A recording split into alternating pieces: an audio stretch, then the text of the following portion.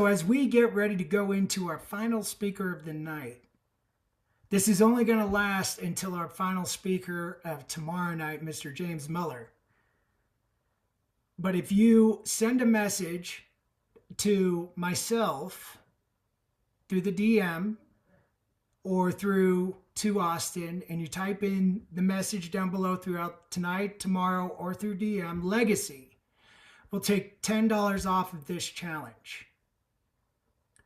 So instead of what the original will be, we'll knock it down $10. And if this is something that's resonating with you and aligns with your heart, I'll drop the information into the chat in the bottom. And let's have a conversation. Because the time is now to act, everybody.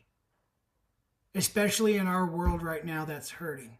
Because it starts with us. We're going to ignite the spark that we have seen throughout the day today. We have seen some high, impactful leaders, souls, hearts, men and women.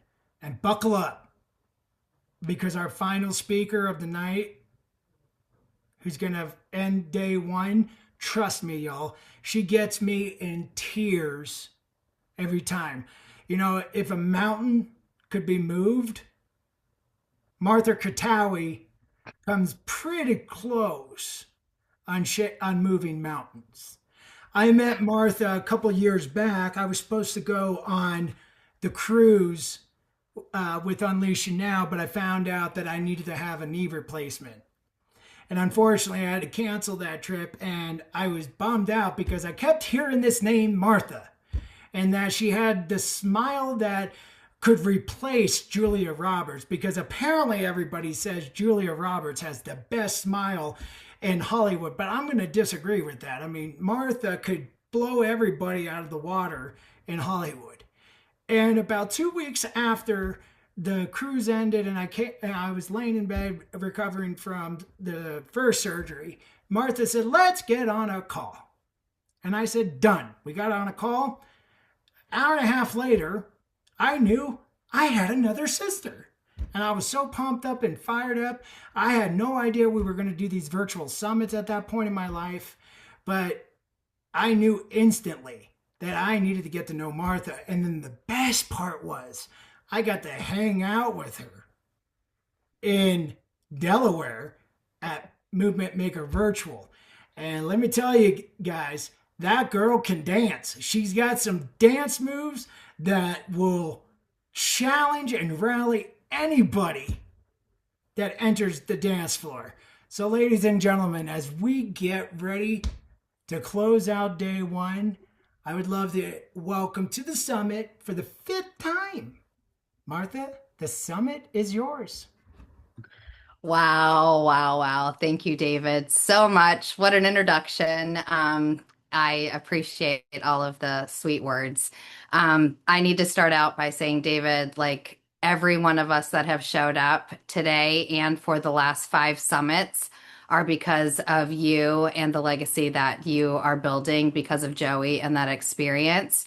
And so I just need you to know that I honor what you're doing, and we've said it over and over today with so many different speakers.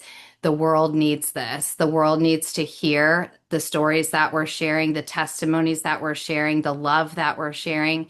And so I just want to give you your flowers and say, hey, thank you for your courage. And Joey is up there smiling down, and he's so proud of you. So thank you, David. Um, wow. So if you're here today and if you've been listening in on any of these amazing speakers that have graced our presence today, it's probably because you have known grief or you've known loss. You have known some kind of pain that has rearranged you. I want to be really clear when I say grief is not weakness. Grief is love with nowhere to go. The first time I heard somebody say that, it was in a EMDR class, and I didn't ever understand grief in that way. I just thought it was this aching pain. So I know grief intimately. If you know my story or you've read my book or you've heard me speak, you know I grew up in a religious cult. But I'm not going to talk about the cult today. I'm going to talk about the one of the most important things that happened to me in order to save me from the cult, and that was Papa. Papa was this gentle old man that befriended me while I was in the cult. And that man loved me, and he was steady and safe and grounded and faithful. And he loved the Lord with all of his heart. Um, that man saw me before the world did. That man believed in me before I had a cheerleading squad. That man believed me before I had 3,000, 5,000 Facebook friends. That man saw me. When I think about him, I only got 8 years post cult with him. It wasn't enough time. And when Papa passed, something broke inside of me. It wasn't just sadness, it wasn't just tears. It felt like the floor disappeared out from under me. Like the safe place I had entered into, my heart was suddenly gone. And when you've already survived so much trauma, when you've already rebuilt identities from ashes of control, manipulation, spiritual abuse, physical abuse, sexual abuse, losing someone on top of that is like losing the very oxygen that keeps you alive. What I found out in this process of grieving was that grief has layers. There's the grief of losing the person, then there's the grief of who you were with that person, then there's the grief of losing the future that you imagined with that person. Papa never got to see me in my healing, my full healing journey. He still saw the broken pieces of me that I was trying so desperately hard to put back together. He saw me radiate, he saw me love, he saw me trying, but he didn't get to see the fullness of what I would get to become. But what I discovered in my darkest moments after Papa went home to be with the Lord is that spark doesn't die. It may go quiet. It may feel buried under sorrow. It may flicker, or you may question it, but it's still there. It does not die, y'all. Because the spark is not circumstantial. That spark is divine. That spark is God within you. That spark is the breath of God. So when Papa passed, I had to make a decision. I could let that grief define me, or I could allow it to deepen me. That was a choice that I had to make. And that choice wasn't just once, y'all. That was every single day for years. He's been gone almost 13 years now. And some mornings, the only victory I had in the beginning of when he passed was getting out of bed. Some days, the only prayer I could say is, God, hold me because I'm hurting. Papa's gone. And I didn't have another Papa. I had like my grandpa and grandma from my mom and dad's side, but I barely knew them because I grew up without them. So this man had been the first positive, like grandpa like papa like, being that I've had ever had a relationship with, and he was gone. And I was empty and I was angry. But as God does, he held me. And what I learned in that time of being held is that grief is not something that we conquer. It's something that we have to walk through one step at a time. You do not ignite the spark after grief by pretending that you're fine. We've talked about this, right? You ignite the spark by being honest. Honest about the anger, honest about the confusion, honest about the ache. Trauma taught me how to survive, but grief taught me how to soften. And softening, y'all, is where the spark lives. That's where your divinity is. That's where God is. So, in my work with trauma survivors now, I teach trauma is not the event itself. It is the identities that we take on because of the unfortunate event. Loss and grief whispers constant lies. It's over. You'll never feel joy again. You're all alone. You can't go on. But those are grief voices, not God's voice. So igniting the spark means, to me, refusing to adopt those identities rooted in the loss or the grief. You're not a widow. You're not an orphan. You're not abandoned. You're not, you're not. You are still beloved. You are still called. You are still chosen. So Papa's love did not disappear when he left this earth. It just transmuted. It transformed. It transformed me. And I began to ask myself, how do I honor him? It took me many years to get to that place. How do I honor him? Not by collapsing, not by shrinking, not by dimming. Christian, thank you. Like, we cannot dim. We don't honor the people that have gone before us by shrinking or dimming or collapsing or quitting. I honor him every day by going all in, going all in on love, going all in on my purpose, going all in on my healing, because that's what he modeled for me. That's who Papa was to me. So igniting the spark after grief requires, for me, three decisions. First, we have to allow the burn. Grief burns, y'all. Tears are holy, but they burn. Those tears are evidence that love existed, and that's okay. We want to know the love. We want to know that we were loved. We want to know that it existed, that they were important, that our love to them, with them, for them was important. Love. Yeah, we want to know we were loved. Second, reject the false identities. You are not permanently broken. Michael Faber said this earlier today. You are becoming. He stole that from me from my trauma healing conference, Unbound. Y'all come see that August 21st through 23rd. Love to see you there.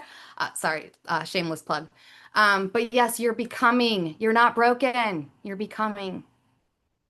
And third, reclaim your assignment. That's what they would want for us. Loss does not cancel your calling. If anything, it clarifies it. After Papa passed, I felt the urgency of, well, what legacy would he like me to lead in honoring him, right? Life is fragile. Time is sacred. Love must be spoken out loud. And when that awareness ignited something, when I had that awareness, it ignited something fierce in me, something excited in me, not from a place of hustle or performance or purpose, but not performance, but from purpose, from like, I got to do something bigger. I got to make him proud. I got to know that he saved my life for a reason, that I was worthy of him saving my life because that's what he did. I would not be here without Papa. I would still be locked in the confines of that compound. I can almost guarantee it. Grief strips away what doesn't matter and it reveals what does.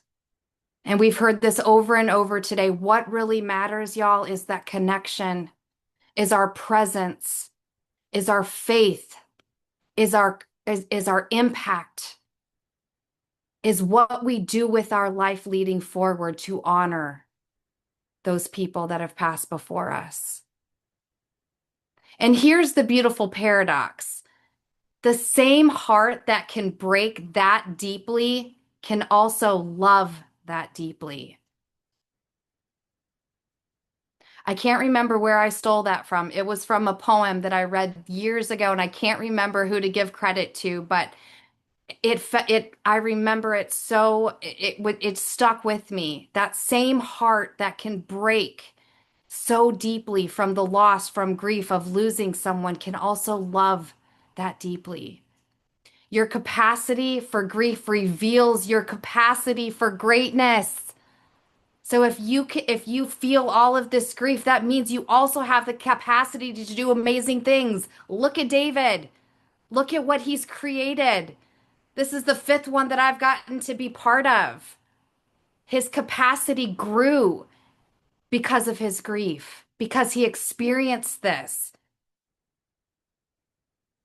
So if you're in a season of loss right now, y'all, I want you to hear me. The spark is still in you. Everything that you will ever need, God has already put inside of you. He is just waiting for you to tap into it, to reclaim it, to rediscover it, to call it your own. And I don't know what that might look for you. That might look like choosing therapy. That might be saying no to what drains you. That may be setting boundaries, Ashley Burkeen. That may be starting the dream that you have been thinking about for years and years and years. It may be starting that dream. It may be forgiving yourself. It may be forgiving others. It may be letting yourself laugh again without guilt when you're sitting around that holiday table and that person's not there. I don't know what it is for you or what it looks like, but I want to give you permission. You're not dishonoring them by moving on. Igniting the spark does not dishonor the ones you lost. Again, it honors them. Papa would not want me to be frozen in sorrow. He would want me to continue to radiate. The first time that he ever met me at that fudge shop, the first thing he said to me is he said, I need to know you. You just radiate. That was the first thing he ever said to me. He saw something in me when I was hiding so much pain, so much agony, so much trauma, so much brokenness, and yet he still saw my light. It would take me at least 12 years to start seeing that light that he saw the very first day he saw me.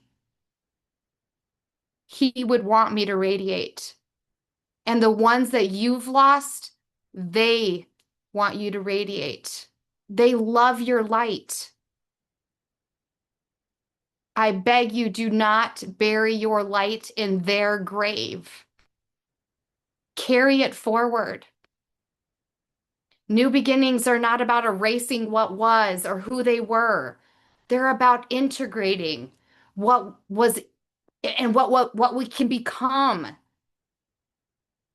Grief carved me so deeply, but it also made me more passionate. It made me more intentional. It made me more empathic. It made me more aware of eternity. Because Papa is still around me. He's still one of my biggest cheerleaders. I know he's proud of me. I know he's at every big event that I get to speak at. I know he'll be at my wedding. He's always with me, and he's always cheering for me. So, in Sorry.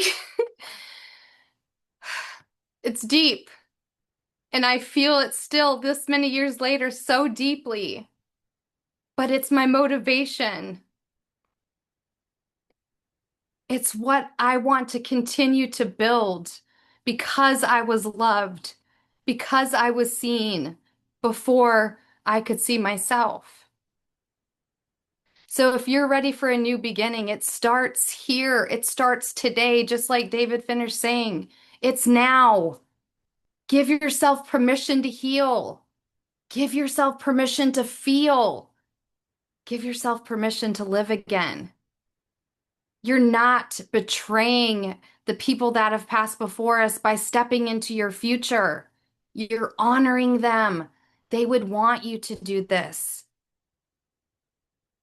Papa's life was love, y'all, and my life is the continuation of that love. And your stories, even the chapters written in the tears, in the anguish, in the sorrow, still is a continuation of that love. So go all in, not in denial, not in fear, not out of abandonment, but in faith. The spark is still there. Just reclaim it. Step fully into you, into the God that is inside of you. Step into it boldly. It's time to let your light shine again. And in the words of Michael Faber, flame on. Thank you. Yeah, that's going to have to be a new shirt for him. But thank you, Martha. Papa sounds like an amazing man, and you can see his life and legacy through you. So that was absolutely powerful and incredible, and for bringing us halfway up the mountain. And we're getting a golf clap from the Faber. Uh, Thank you for turning the camera on, my brother. Absolutely loved it. Martha, thank you as always for joining us. There are a lot of people here nodding heads, uh, hand clapping, balloons, everything. So I'm going to maybe talk for 10 more minutes and then let them pour into you. I'm just kidding. We're going to kick it over to Zoomland here. Who wants to go first before I get over to... Oh boy, James, go, my man. Ashley beat me. Go ahead, Ash. Oh, gentlemen. Mine's just a compliment because I'm obsessed with you and I just love you. And like, what would Jesus do? I often ask myself, what would Martha do? Because you're just a great person. And I'm a little rough around the edges, and you are just always the light whenever I get in those moods. And for whatever reason, I don't even tell you, but the days that I'm in those moods because you will be in my DMs or my text messages, or you'll comment on one of my posts on Facebook. And it's almost like you just know when my heart needs the softness of the Martha. And I just love you, and I feel sorry for anybody that hasn't been fortunate enough to meet you yet, but I know that the work that you do and how powerful you are, you're going to spread far and wide, and I'm excited just to continue to know you more. And I love you so much. So great job once again. Thank you so much. You're Thank you so welcome. much. All right, James, what you got, brother? Martha, my dear Martha. um, it's an honor to know you. Like, just to know you. I feel more privileged to have a bond with you, to have a friendship with you, to have, a connection with you that's different from the normal connection with other human beings. And why I say that is you and I are so parallel and so vibrational in a certain way. And the intentionality behind that. And I know I've been using that word specifically for a few people today, but everything that you do just breathes and inspires divine intention. And we know that it's not necessarily just coming out of nowhere. We know it's already within you. God already put everything within us. And I love that you said that. And, we also know that God has not promised us an easy life, but a life that's worth it if we choose to follow him. And the quote that resonates with me is it's from Tozer. It says, in order to be used greatly, you have to be hurt or suffer deeply. And every single one of us in this room know some level of suffering, some level of hurt. Your experiences have inspired beyond more. And the fact that you are open with them, and the fact that you give them the acknowledgement but don't give them the credit, is the most beautiful thing about you as a person. Yeah, that's there, but that's not me. Yeah, this is here, but that's not me. This is me right now. Does it hurt? Yes. Did it hurt? Yes. However, I choose love. I choose differently. I choose to be impactful. I choose to be inspired. I choose to continue to move forward in my life, even though I might not know what forward is. And when I say you were designed for this space, you're designed for this space. And just know that you have an army of people who are proud of you, who love you, who are inspired by you just for being you. And that's the greatest superpower you will ever have, and never, ever deviate from that, my darling, because you have so many more things coming. And it's an honor just to be able to witness it, let alone be able to be a part of it in some way. So thank you for like really bringing it tonight and closing it off. And I really just, I'm inspired, and I love you from the bottom of my heart and everywhere else in between. Thank you so much. I'm shaking because, wow. Just thank you. I received that. I received the kindness, and I know that you are, intentional in what you say, and, I'm just honored. Thank you so much. Thank you, James. Deb, go ahead, and then Mary. Martha, goddess extraordinaire. I know that David often does compare that you outshine Julia Roberts with her smile. No shade on Julia. But I think we really need to say the facts. Your smile not only outshines Julia's, your smile is akin to the sun. And what you just did for all of us, save the best for last, cracked us wide open. I love you, dear girl. Thank you. Well, Thank you, Deb. Mary? Hey, Martha, this is the first time I've heard you speak since I'm just coming back, but I felt every word that you said, and we are aligned in more ways that you know, and I can't wait to connect with you. And like, I'm so excited.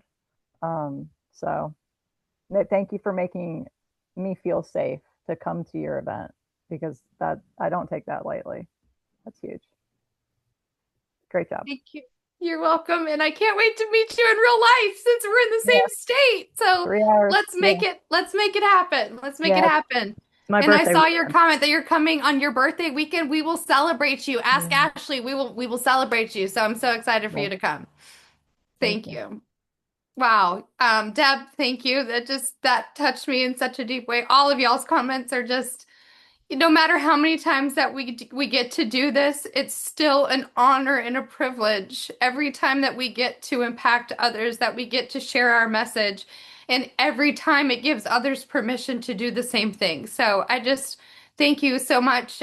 This was easy to talk about because it's Papa. He's the reason that I get to talk about these things, that I get to step into my purpose, and I get to continue to shine, is because I learned it from him. Take a minute here, everybody, and think about everything that just occurred over the day today. Let's soak in and reflect a little bit on what everybody shared. Shyla, you've been with us majority of the day today, and we haven't heard your beautiful voice, but you've been a rock star. Hudson, it's great seeing you, bro. Myrna, having you with us.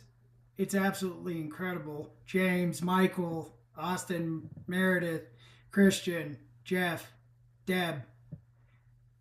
This is why I built this movement. And I am extremely grateful when credit is due.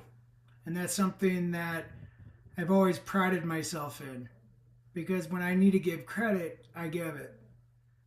And I'm truly grateful to Austin and Michael for kicking me in the ass last January. I was running away from this. It was a painful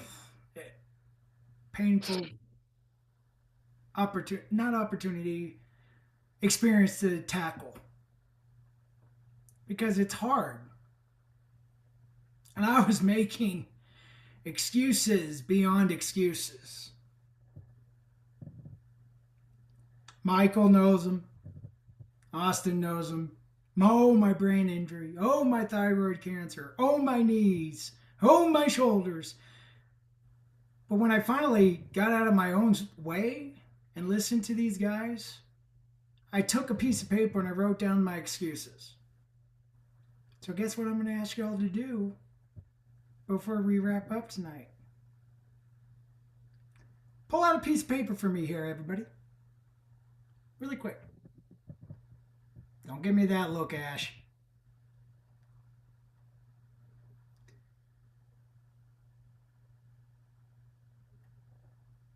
Just teasing you. I was actually looking at Michael at the same time you said that, so Yeah, I know. So we'll both take it. Tomorrow we are gonna go into acting, taking action. The time is now. Today, we heard stories about igniting the spark and that the fire doesn't completely diminish. And when I was making all these excuses back at the beginning of 2025, I got fed up with it. So what I want you guys to do here, write down 2 or 3 excuses you tell yourself about maybe putting something on hold. Maybe it's a project for your business. Maybe it's a personal, I don't know, for me, like a weight loss journey. But take 2 or 3 minutes and write down 2 or 3 excuses. And that includes you too, Favor. And let's take a couple minutes here, okay?